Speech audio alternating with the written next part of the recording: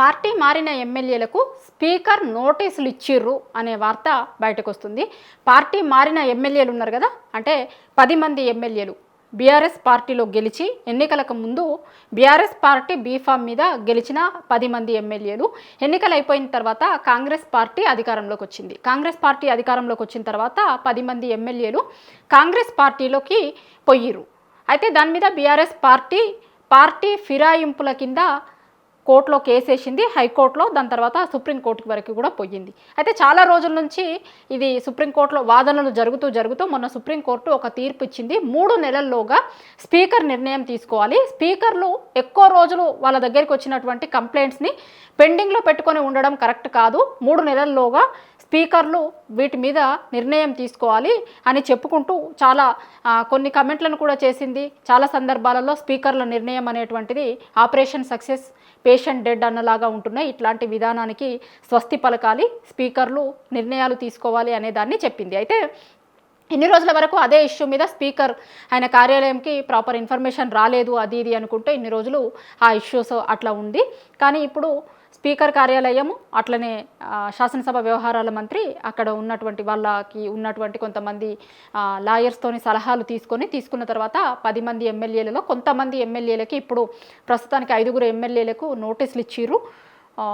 వచ్చినటువంటి కంప్లైంట్ మీద మీరు ఏం చెప్పదలుచుకున్నారు, మీరు పార్టీ మారిర్రు అనేటువంటిది బీఆర్ఎస్ పార్టీ చెప్తుంది. మీరు పార్టీ మారినారా, మారితే ఎందుకోసమని మారిర్రు, లేకపోతే మీరు పార్టీలో ఉన్నారా, ఏంటిది అసలు, వీటికి మీరు సమాధానాలు ఇవ్వండి అని స్పీకర్ కార్యాలయం నుంచి 5 ఎమ్మెల్యేలకు నోటీసులు పోయినట్లుగా తెలుస్తుంది. మొత్తం 10 మంది ఎమ్మెల్యేలు పోచారం శ్రీనివాసరెడ్డి, దానం నాగేందర్, కడియం శ్రీహరి, తెల్లం వెంకట్రావు, ఇట్లా 10 మంది ఎమ్మెల్యేలు రకరకాల సందర్భాలలో వాళ్ళు కాంగ్రెస్ పార్టీలో చేరిర్రు అనేటువంటిది బీఆర్ఎస్ పార్టీ చెప్తుంది. వాళ్ళు సీఎం రేవంత్ రెడ్డిని కలిసి కాంగ్రెస్ కండువా కప్పుకున్నారు.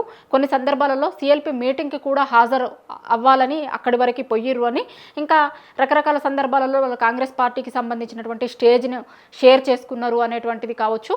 ఇట్లా చాలా ఆధారాలతో సంబంధించినటువంటి ఇన్ఫర్మేషన్ని కోర్టుకి బీఆర్ఎస్ పార్టీ సబ్మిట్ చేసింది. అయితే దీంట్లో ముఖ్యంగా దానం నాగేందర్కి సంబంధించిన ఇష్యూ మీద ఇప్పుడు అందరూ ఎదురు చూస్తున్నారు. అసలు దీని మీద స్పీకర్ నిర్ణయం ఎట్లా ఉండబోతుంది అనే దాని మీద.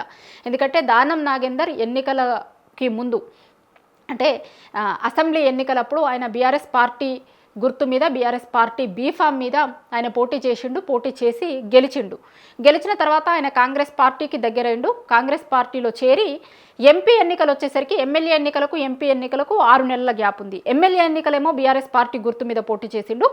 ఆయన ఆ ఎమ్మెల్యే పదవికి రాజీనామా చేయకుండానే, పార్టీకి రాజీనామా చేయకుండానే ఎంపీ ఎన్నికలలో కాంగ్రెస్ పార్టీ గుర్తు మీద పోటీ చేసిండు ఎంపీ ఎన్నికలలో. సో ఆ ఎంపీ ఎన్నికలలో ఆయన ఓడిపోయిన తర్వాత ఆయన బీఆర్ఎస్ ఎమ్మెల్యేగా ఇప్పుడు కొనసాగుతున్నాడు.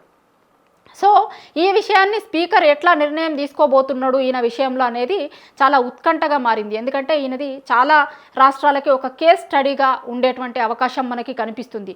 ఒక ఎన్నికలలో ఒక పార్టీ గుర్తు మీద పోటీ చేసి, ఇంకో ఎన్నికలలో ఇంకో పార్టీ గుర్తు మీద పోటీ చేసి ఓడిపోయి మళ్ళీ సేమ్ పాత పార్టీ గుర్తు మీద నేను ఎమ్మెల్యేగా కంటిన్యూ అవుతున్నా అనేటువంటిది చెప్తే ఇవి కోర్టులు ఎంతవరకు అంగీకరిస్తాయి, లేకపోతే స్పీకర్ ఎంతవరకు దీన్ని అంగీకరిస్తాడు, ఈ విషయంలో తీర్పు ఎట్లా ఉండబోతోంది అనేది తెలంగాణ ఒక్కటే కాదు, తెలంగాణతో పాటు మిగతా రాష్ట్రాలకి సంబంధించినటువంటి చాలా మంది కూడా ఎదురు చూస్తున్నారు. ఎందుకంటే చాలా పెక్యులియర్గా ఈ కేసు ఉంది, దానం నాగేందర్కి సంబంధించినటువంటి ఇష్యూ.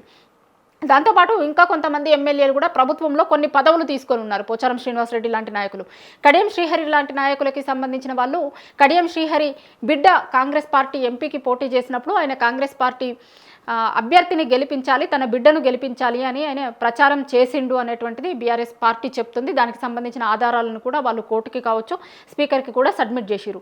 సో ఒక పార్టీ ఎమ్మెల్యేగా ఉండి ఇంకో పార్టీ ఎంపీ అభ్యర్థిని గెలిపించాలి అని ప్రచారం చేస్తే దాన్ని స్పీకర్ ఎట్లా తీసుకోబోతున్నాడు, ఏం జరగబోతుంది దీంట్లో అనేది ఇంట్రెస్టింగ్గా మారింది. అయితే ఈ 10 మంది ఎమ్మెల్యేలు, పార్టీ మారిన ఎమ్మెల్యేలు ఎప్పటికప్పుడు మేము బీఆర్ఎస్ పార్టీలోనే ఉన్నామని వాళ్ళు కప్పుకున్న కండువాలు, కొంతమంది ఎమ్మెల్యేలు అయితే సీఎం రేవంత్ రెడ్డి గారి ఇంటికి పోయి కండువాలు కప్పుకున్నారు. కానీ అది పార్టీ కండువా కాదు, దేవుడు కండువాలని కొంతమంది చెప్పారు. ఇంకా రకరకాల కారణాలు రకరకాల వ్యక్తులు చెప్పుకుంటూ వచ్చారు. ఈ 10 మంది ఎమ్మెల్యేలు ఎప్పటికప్పుడు వాళ్ళు అఫిడవిట్లలో కావచ్చు, లేకపోతే బయట కావచ్చు, వాళ్ళు బీఆర్ఎస్ పార్టీలోనే ఉన్నామని, కాంగ్రెస్ పార్టీలో ఉన్నట్లుగా అసలు ఏమన్నా ఆధారం ఉందా అనేటువంటిది గతంలో కడియం శ్రీహరి లాంటి నాయకులైతే ఏ పార్టీలో ఉన్నానో గదే పార్టీలో ఉన్నా, అంటే ఏ పార్టీ పేరు చెప్పడానికి కూడా ఆయన ఇష్టపడలేదు.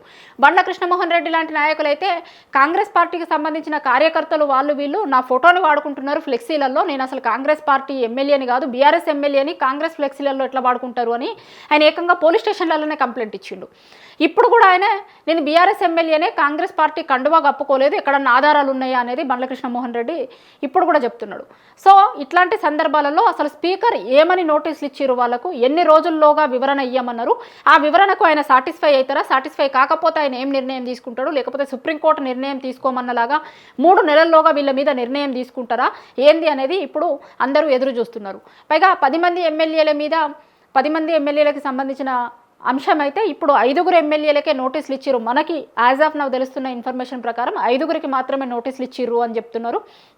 ఎందుకు 5కే నోటీసులు ఇచ్చిర్రు, మిగతా 5కి ఎప్పుడు ఇస్తారు, ఇచ్చినటువంటి 5కి కూడా ఏదైనా టైం లైన్ డేట్ ఏదన్నా పెట్టిర్రా, ఆ టైంలోగా మీరు స్పీకర్ కార్యాలయానికి మీ వర్షన్ ఏంది అనేటువంటిది లిఖితపూర్వకంగానో లేకపోతే ఓరల్గానో చెప్పాలి అనేటువంటిది అడిగిర్రా, అసలు నోటీసులలో ఏ అంశం మీద నోటీసులు ఇచ్చిర్రు, ఏం చెప్పమన్నారు అనేటువంటిది కొన్ని రోజులైతే మనకి కొంత క్లారిటీ వచ్చేటువంటి అవకాశం కనిపిస్తుంది. ఇప్పటివరకు ఉన్న ఇన్ఫర్మేషన్ ప్రకారం 5 ఎమ్మెల్యేలకి నోటీసులు ఇచ్చిర్రు అనేది తెలుస్తుంది. ఆ నోటీసుల మీద స్పీకర్ ఎట్లాంటి నిర్ణయం తీసుకోబోతున్నారు, ఎందుకంటే సుప్రీంకోర్టు 3 నెలల్లోగా చెప్పమన్నది కాబట్టి ఆల్రెడీ నెల అయిపోవడానికి దగ్గరికి వచ్చింది, ఇంకొక 2 నెలలు టైం ఉంది.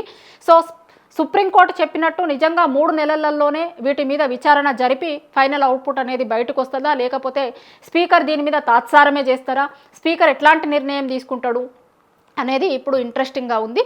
10 మందిలో 5 ఎమ్మెల్యేలకైతే నోటీసులు ఇచ్చినారు అని చెప్తున్నారు. ఆ 5 ఎమ్మెల్యేలు ఏం రిప్లై ఇవ్వబోతున్నారు, ఏం చెప్పబోతున్నారు, ఈ 10 మంది ఎమ్మెల్యేల అనర్హత వేటు ఏం కాబోతోంది, ఎట్లా ఉండబోతోంది ఇది రాజకీయాలలో అనేది ఇంట్రెస్ట్గా మారింది.